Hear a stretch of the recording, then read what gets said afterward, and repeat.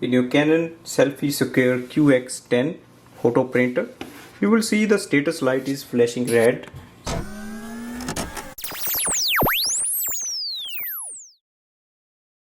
So it only takes place when we have any kind of error. So if we look at our mobile device for the printing, it says cassette is empty, replace the ink cassette. To replace it, if you go to the right hand side where the USB port goes in, you have to open the ink cassette from here, push it forward and it will come on the side. Now you can just slide it out. So that's very easy.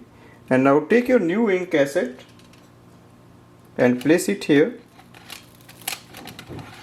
slide it in and now lock it. Just restart your printer, or if you are using a mobile with that, press OK. Now it should start working, and this way we can replace the ink cartridge in this printer. Thanks for watching.